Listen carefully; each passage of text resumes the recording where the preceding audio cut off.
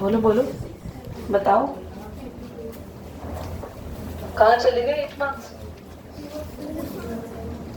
वो कैलकुलेशन में थोड़े से चले गए।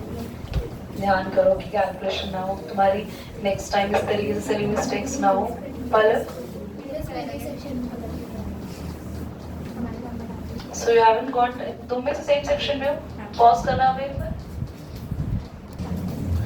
चलिए क्लास, क्वेश्चन नंबर 10 का सेकंड पार्ट क्या कह रहा है देखो। पहले क्वेश्चन थ्योरम नंबर 10 को ना मैं चाह रही हूँ, मुझे सेटिस्फेक्शन नहीं हुआ था थ्योरम नंबर 10 को कराने में ना, तो जहां भी आपने नोट किया था ना उसको दोबारा नोट करो। मैं एक बार तुम ठीक से इसको वापस कराएंगे, रिपीट कर लो और वो क्रॉस कर दो उसको। तो सबसे पहले आप स्टेटमेंट लिखेंगे दोबारा। ओके, स्टेटमेंट क्या थी अंडरलाइन कर लेंगे page number 111 theorem number 10।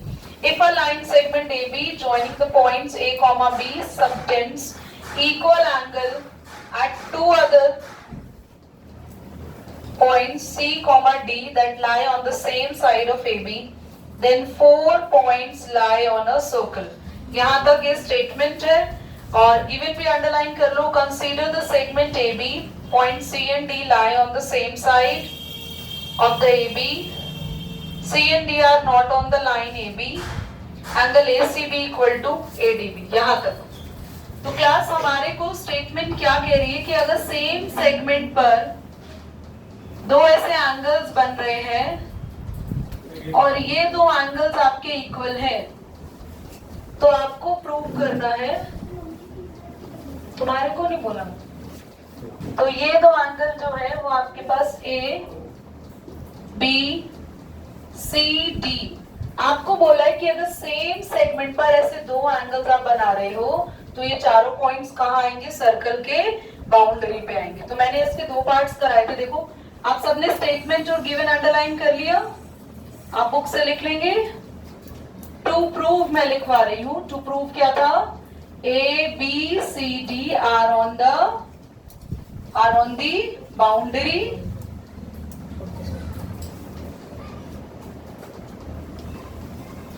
Of circle. हमने करा क्या था बच्चों? हमने फर्स्ट पार्ट में क्या करा था? जल्दी जल्दी एवरीबॉडी, क्या आप सबको याद है केस 1 क्या था? केस 1 में मैंने जानकर एंगल डी को कहां बना दिया था? बाहर बना दिया था, याद आया? और हमने ज्वाइनिंग में क्या पॉइंट बना दिया था? ई। तो हम क्या लेके चले थे? Let D lies outside. D कहां लाई कर रहा है बच्चों? आउटसाइड। गिवन में हमें दो एंगल कौन से इक्वल है? ए सी बी इक्वल है ए डी बी के। पर हम अपने आप को ही गलत कहेंगे। देखो यहाँ पर हमें कॉन्ट्राडिक्शंस लाना पड़ेगा। हमारे पास इस, देखो पता है जितनी भी थ्योरम तुमने करी है ना, उसमें सबसे खराब थ्योरम यही है, सबसे वियर्ड, सबसे अजीब, जिसको समझने में जेन्युइनली टाइम लग रहा है। आपको देखो लास्ट क्लास में आपको लगा ना ये पता नहीं कैसी थ्योरम, बट ये है ऐसी थ्योरम। इसका प्रूफ भी हो सकता है थोड़ा रेयर आए, चांसेस नहीं है इसके प्रूफ आने की, क्योंकि ये है इतनी खराब सी थ्योरम है। अब प्रूफ देखो क्या हमने किया था। प्रूफ में यहां से ये लाइन आप लिख लेना, let D lies outside. D कहां लाई कर रहा है? आउटसाइड। तो आप लिखेंगे angle A D B, ADB से बड़ा होगा कौन सा एंगल बच्चों? एडीबी से बड़ा होगा कौन सा एंगल? ए ई बी। ए ई बी एंगल बड़ा होगा किससे? एडी। रीजन क्या दोगे? Therefore D lies outside the circle. बच्चों अगर ये वाला एंगल डी से बड़ा है और ये दोनों एंगल जो है, ध्यान से देखो, दोनों सर्कल के अंदर बन रहे हैं। याद रखना सर्कल के बाहर कभी भी ऐसे एंगल बने, उनसे बड़े होते हैं एंगल्स जो सर्कल के अंदर बनते हैं। सो एंगल ए सी बी भी बड़ा होगा किससे? जल्दी बोलो, ये भी किससे बड़ा होगा? ADB. So angle A C B is greater than ADB also. क्या आपको बात समझ में आ रही है? आपका अगर इसको और अच्छे से लिख लो, यहां लिख लो AEB, ज्यादा बेटर हो जाएगा आपके लिए समझने में, दोनों एक ही तरफ साइन हो जाएंगे। AEB जो है वो ADB से बड़ा है एंगल, क्योंकि सर्कल के अंदर है और इस सर्कल के बाहर है। तो ACB भी बड़ा होगा ADB से। क्या इतनी बात सबको समझ में आ गई? अब देयरफॉर एंगल ACB हमारे पास इक्वल था ADB से। हमने तो यही पढ़ा था ना गिवन में हमारे पास। देखो जल्दी से सभी बच्चे गिवन देखो, गिवन में क्या लिखा है? ACB एंगल किससे, ACB क्या था जल्दी बोलो? ADB के इक्वल था। क्यों इक्वल था गिवन में? क्योंकि कहा है इन्होंने कि ये दोनों एंगल किस पे लाई कर रहे हैं? एक ही सेगमेंट पे लाई कर रहे हैं। तो आप लास्ट में लिखोगे दिस कॉन्ट्राडिक्ट्स आर फैक्ट। इससे हमारा फैक्ट ही गलत हो गया। जो दोनों इक्वल एंगल होने चाहिए थे बल्कि उन दोनों में डिफरेंस आ गया। तो इसका मतलब D कभी बाहर नहीं हो सकता, D हमेशा अंदर ही बनेगा। Hence ADB never lie outside. So मेरे को लग रहा है ये समझना उससे फार बेटर है। So ABCD lie on, जल्दी बोलो, सेम सेगमेंट। अब तुम लोगों को जब मैं इसका सेकंड पार्ट करूंगी तो और अच्छे से समझ में आएगा। ध्यान से देखना, ये क्लियर हो गया होगा। अब हम एक और केस लेंगे जिसमें सर्कल बनाएंगे, एंगल बनाएंगे ABC, पर इस बार ADB को क्या बना दोगे आप? सर्कल के अंदर बना देंगे, ठीक है। और दूसरा एक एंगल और बनाते हैं हम लोग।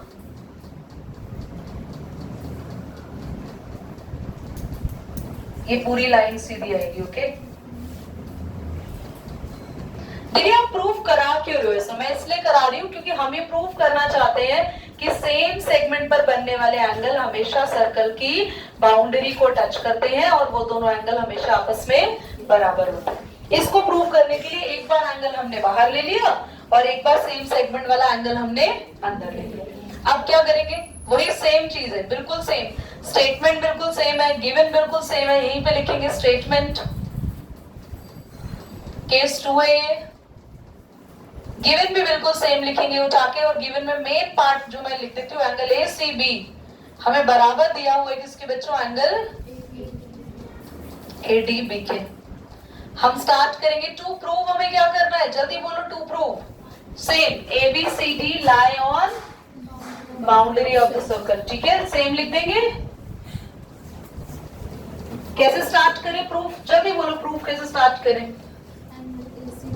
हम लिखेंगे एंगल AEB बाहर की तरफ है ना, और ADB थोड़ा अंदर हो गया, तो लिखेंगे एंगल AEB जो है उससे बड़ा है एंगल AEB से बड़ा है कौन सा? ठीक है। देयरफॉर ADB अंदर हो गया, बाहर कौन सा एंगल दिख रहा है? जल्दी बोलो। ADB से बड़ा होगा ACB भी। कुछ समझ में आ रही है बात? जितना एंगल अंदर होता जाता है उतना बाहर वालों से बड़ा होता जा रहा है। तो ADB एंगल किससे बड़ा है? तो ये ACB से भी बड़ा हो गया क्योंकि उसके भी अंदर की तरफ है angle.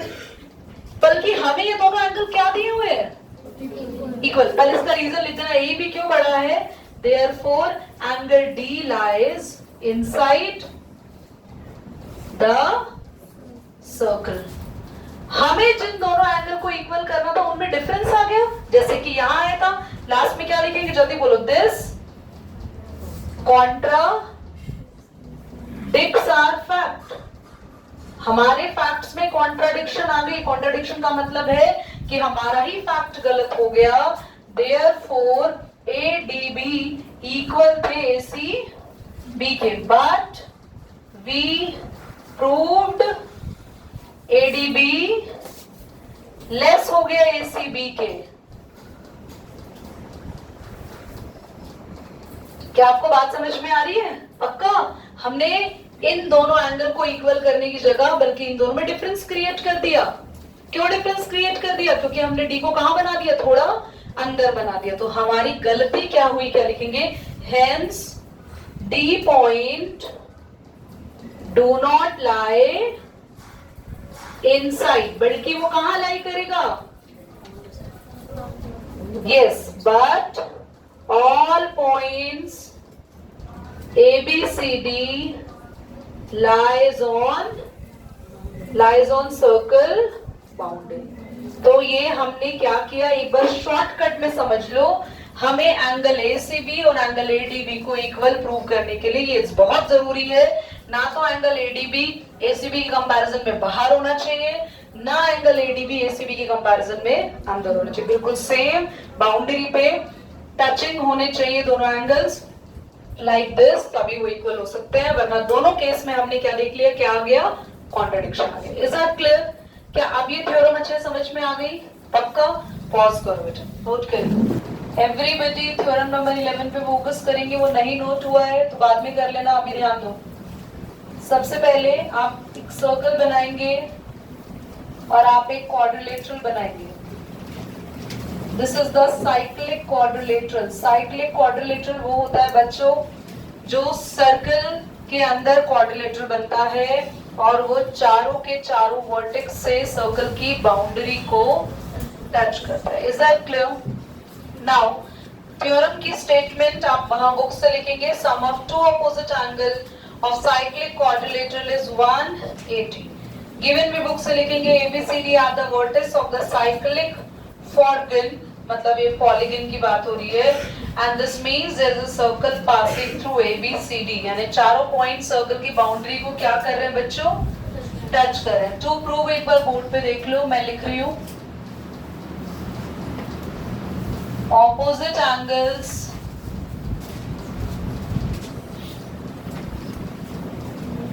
of cyclic quadrilateral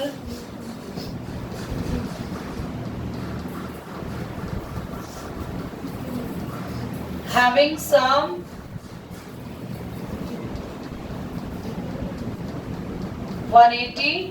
degree. सबसे पहले प्रूफ के लिए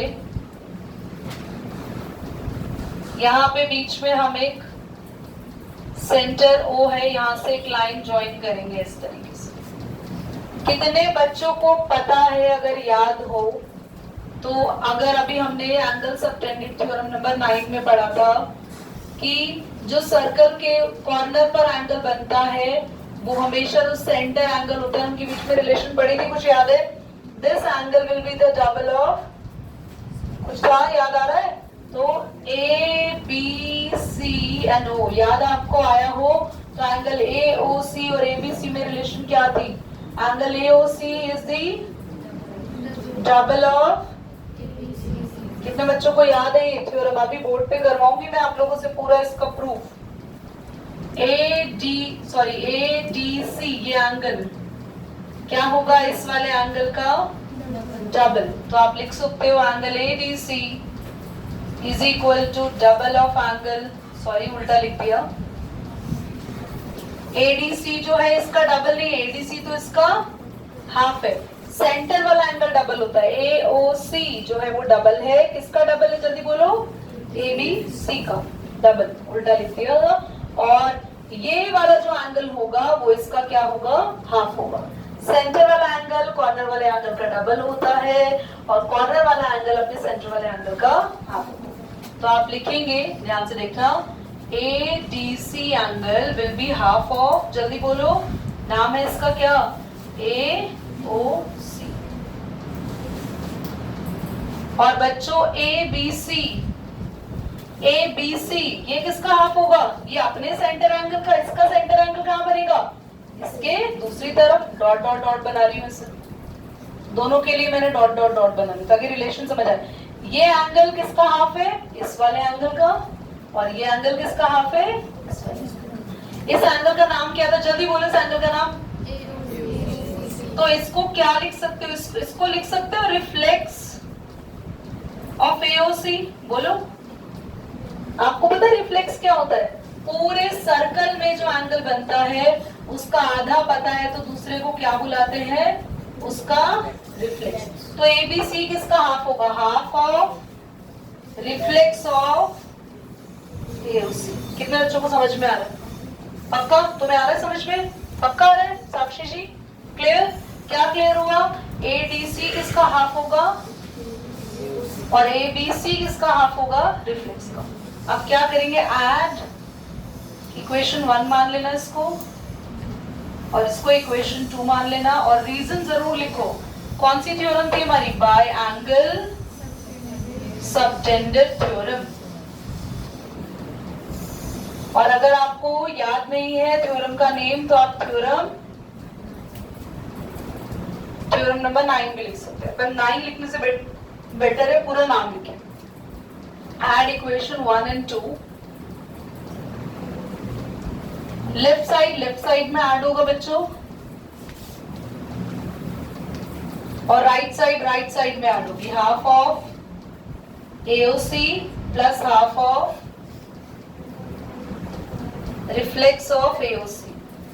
कितने बच्चों को समझ में आ रहा है इतना अभी तक? आ गया? चलो अब ये क्लीन कर दूं ये साइड, या आप किसी का नोट बाकी है अभी भी? पक्का?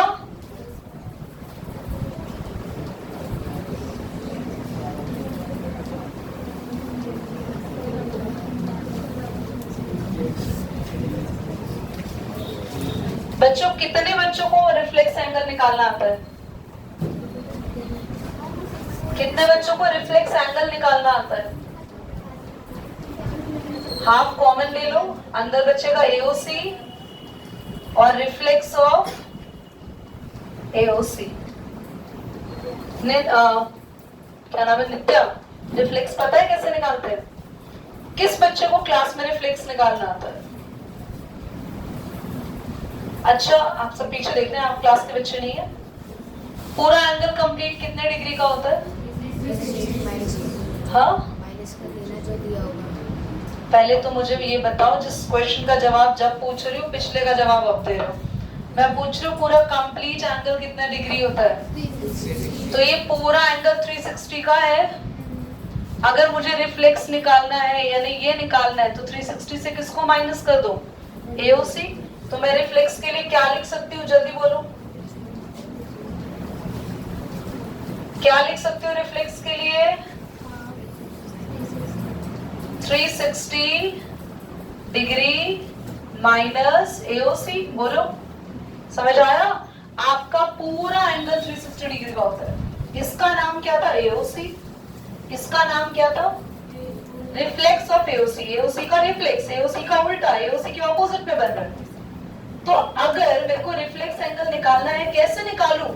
तो पूरे 360 में से मुझे ये वाला एंगल हटाना पड़ेगा, तब जाके मुझे एंगल मिल जाएगा। तो मैंने रिफ्लेक्स को क्या लिखा? 360। रिफ्लेक्स किसका है? वो किस एंगल का रिफ्लेक्स है? तो जिसका रिफ्लेक्स निकालना है, जिसका रिफ्लेक्स एंगल होता है हमेशा 360 से उसको माइनस का, आपको ये एंगल निकालना है। ये किसका रिफ्लेक्स है? AOC का। तो 360 में से किसको माइनस करेंगे?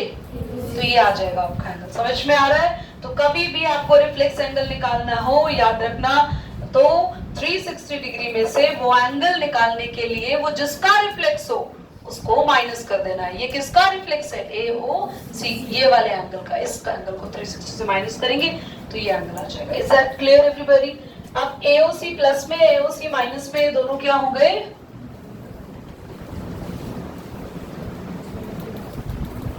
Half of 360 degree. बेटा कितना आ जाएगा ये? और आप सब देख सकते हैं कि हमने इसको क्या कर दिया? प्रूव्ड। हेंस, समझ आया? थ्योरम क्लियर हो गई? पॉज करो, नोट करो। थ्योरम नंबर 12 का प्रूफ लर्न नहीं करना है, सिर्फ स्टेटमेंट आपको पता होनी चाहिए। देखो ध्यान से देखो, if any quadrilateral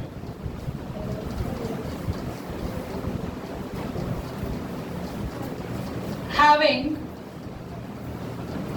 opposite angles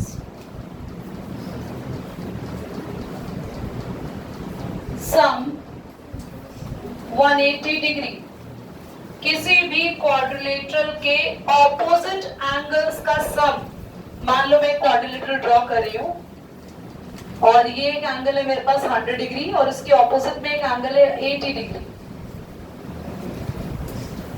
ये क्वाड्रिलेटरल के अगर ऑपोजिट, आमने सामने जो एंगल्स है उनका सम अगर 180 आता है, then it is always a cyclic quadrilateral.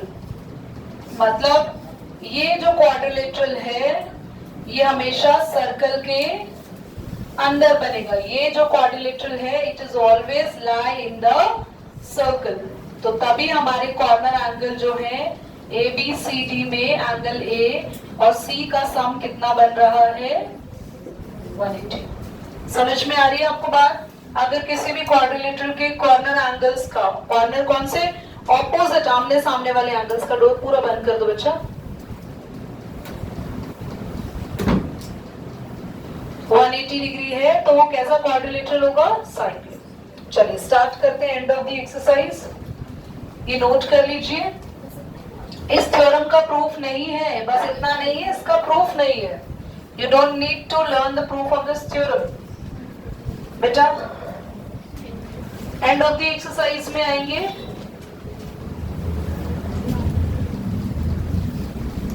In a circle, chord is 5 centimeter away from the center. If the radius is 13 centimeter, find the length of the chord. जल्दी से end of the exercise. Question number 1, पूरी class का ध्यान board पे होना चाहिए। ये note कर लिया आप सभी ने? पहले ये क्वेश्चन नंबर 1 समझ लो। You have a circle और एक सर्कल में सेंटर जो है, the chord of the circle is 5 centimeter away from the center. मैं किसी को बात करते हुए देखा तो वो बच्चा पिटेगा। और इस क्वेश्चन का आंसर सबको देना है। पूरी क्लास ध्यान से सुनो, कैसे आएगा आप लोग बताएंगे, मैं नहीं बताऊंगी। सर्कल की chord है ये ए बी, सेंटर से 5 सेंटीमीटर के डिस्टेंस पर है और रेडियस हमें दे रखी है 13 centimetre. So we have given radius यानी AO 13 सेंटीमीटर, 13 ही है ना, and distance between chord and center कितना दिया हुआ बच्चा? 5 centimetre.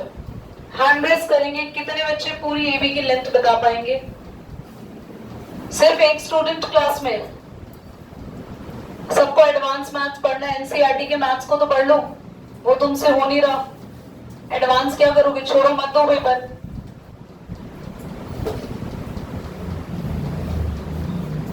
Shame on you everybody. Yes, आपने हाथ खड़ा कर बताओ। 10 हवा में थोड़ी ना 12 हम 10 बोलेंगे। मुझे बताओ कैसे आप सॉल्व कैसे कर रहे हैं? यस, बहुत बढ़िया, वेरी गुड। दोनों के लिए क्लैप करो पूरी class. They are deserving to study the advance maths. हमारे पास इस ट्रायंगल में पाइथागोरस थ्योरम अप्लाई होगी। व्हाई? आप सब बच्चों को पता है। Shivam, you want to go out from the class? Just my last warning to you. I have told you to change the seat from the Karthik. Huh?